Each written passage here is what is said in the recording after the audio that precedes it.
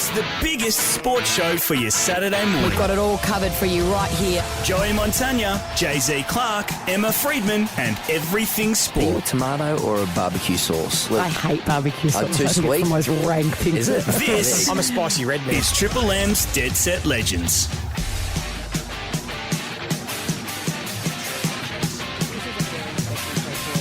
I don't think there's a group that Australians are more proud of at the moment than the Boomers. They headed to Tokyo with big dreams and they delivered with that bronze medal, the first medal that our men's basketball team at the Olympics had ever won. And it's largely thanks to their coach, the genius that is Brian Goorjian, who has been kind enough to join us on the phone this morning.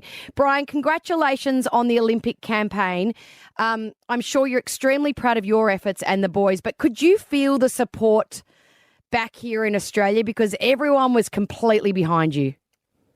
No, 100%, and actually even talked about, a real driving force after the loss to the United States that, we still had so much to play for and that we captivated Australia. And now we have a chance to showcase the culture. And then we talked about it. We knew it was special. We knew we were part of something special, and it's no good if only 15 people know about it. So again, had a big part to play in motivating the team for the most important game maybe in Boomer history, and that's the win over Slovenia. Yeah, we certainly feel a part of it, didn't we? We got a real insight into that Boomers culture, and we're very fortunate, and thanks for your time. But can you reflect on the tournament for us, Brian? How have you had time to process it, and how proud are you of the group? I know by how I felt in it. I handle pressure pretty well, but I could feel the responsibility. And I know, I thought, Patty was carrying a heavy load. He kind of really helped me personally just on the gold vibes and the drive and not backing down to the challenge and taking it head on. And it really, I thought he led from in front, and it was a special culture. And I really don't, from the coaching aspect of it, I don't think everyone fully understands or appreciates the little steps, because the big step was always that game against USA and Slovenia. But honestly, as a coach and the respect for the competition around the world, Nigeria, Italy, who beat Serbia and Serbia, the silver medalists, and then finishing up with Germany, who'd had a huge wins just to get to that point, and the margin for error all the way through it. A point here going into the fourth quarter, 3-point win, tied at three-quarter time. Everything was a battle, and we couldn't afford one little hiccup. So really pleased now for basketball, really pleased for the past, really pleased to be involved in the present right now, and really excited about the future. And to have basketball received in Australia, that's been a fight for a number of years to get the sport recognized. So to be part of that and be involved in it since the 70s is really humbling and exciting. Oh, you're an Australian basketball legend, that's for sure. We're speaking to the Boomer super coach, Brian Goorjian. And Gorge, the big turning point for me, I felt, was Aaron Baines' injury. And I'm not sure what happened on the court, off the court.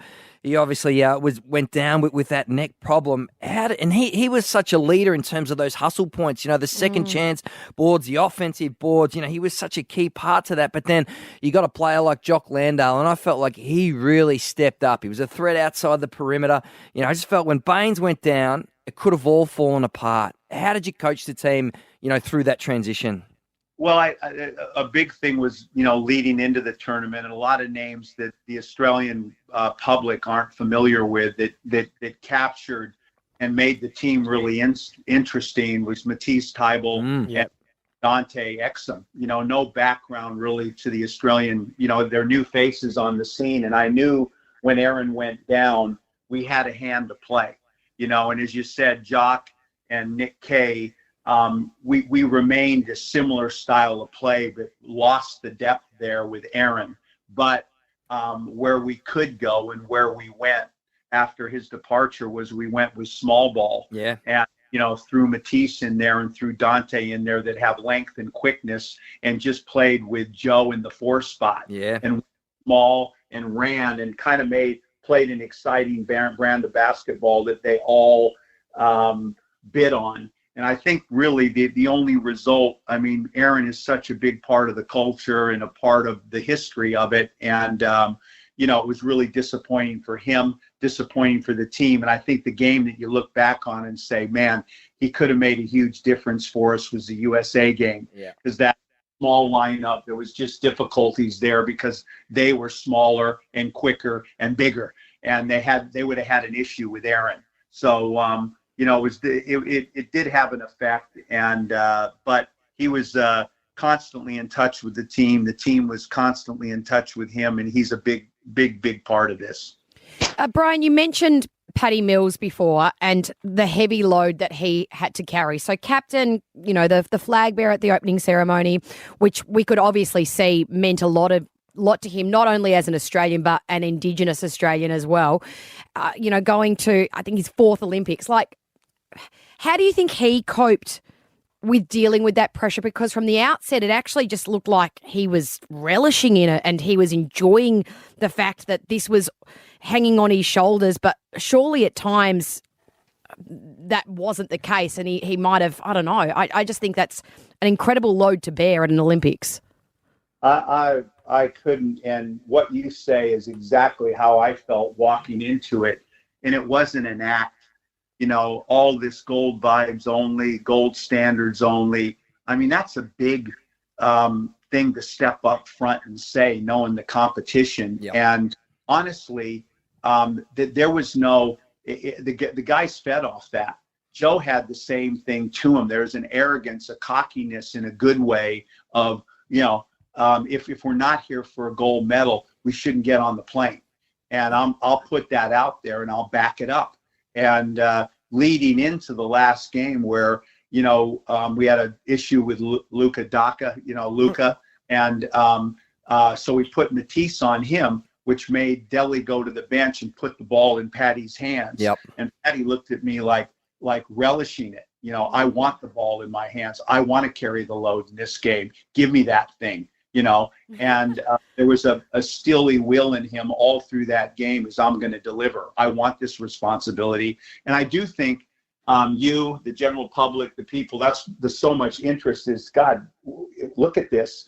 And it was real. It was every day to do with it. It wasn't just gold medal. It was gold medal standard, to the bus that you drive, to the shoes that you wear, to the music that we played, to the way we practiced. And he drove that. Yeah, and it looked like, Brian, thank you, and before we let you go, it looked like he drove the celebrations as well. Yes. We got to see some footage. It looked like Paddy was leading the charge, and it looked like Chris Goulding and Joe Ingles weren't too far behind. Did you get to let your hair down and have a beer with the boys? How was the sort of the party at the end of the tournament? The hair down part was difficult for me. The party was amazing, and just finishing up the COVID situation really made not just the basketball, all of the Olympic team, everybody. And it was just coming back into that village. The party started. The events were over for everybody. And we got to celebrate not only with us, with the whole Australian team. Nice. And yes, I had a party. And I slept all the way on that plane to Darwin and walked into the swimmers, giving me a standing ovation in the middle. Oh, wow. Brought tears to my eyes. Oh, that's awesome. Fantastic. You should have seen our lounge rooms, Brian, because we were excited for you. Have you been able to touch, have you heard from Ben Simmons, Brian? Have you been able to touch? I mean, it was clearly so disappointing and it felt awkward, to be honest, when he pulled out and he's got his own stuff to go through. But if you received so much as a text message from Ben Simmons saying congratulations. Leading into the competition, he was tremendous. He sent, the whole coaching staff a beautiful bottle of wine and all the support staff.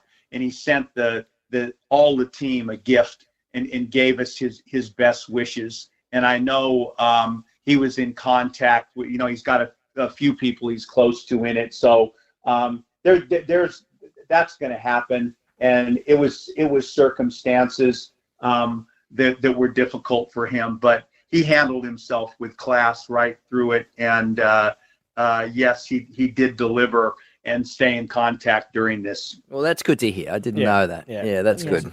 Brian, Yeah. we are so thankful for you joining us this Yeah. morning. And I mean, our first Olympic medal for the men's team, of course, it had to be coached by you. Like, you're an absolute legend of the sport. And we're so proud of you guys. And who knows, Paris is only 3 years away. We could go one better or two better. Well, listen, I'm on it every day. So call me again tomorrow, and we'll do it again. Yeah, I'm how is not- quarantine? It's good, isn't it? You're not going anywhere? I'm not going anywhere. I'm not down. I'm up. Oh, we love it. Same time next week. Brian Goorjian on Dead Set Legends. Thanks for joining us, mate. Thank you. Thanks, Gorge. How cool is that? Yeah, Like, just champion. hearing all the stories of, how that team operated during the Olympics. Just, I don't know, it just fills you with joy that they were so close and so inspired. It's just great stuff. Triple M's Dead Set Legends. Get even more Joey, Jay-Z and Emma by downloading the Listener app. Triple M's Dead Set Legends is done for another day. And it was a great week, wasn't it, Joey? I liked it. I did like my own work this morning. That was good. Get even more Joey, Jay-Z and Emma by downloading the Listener app.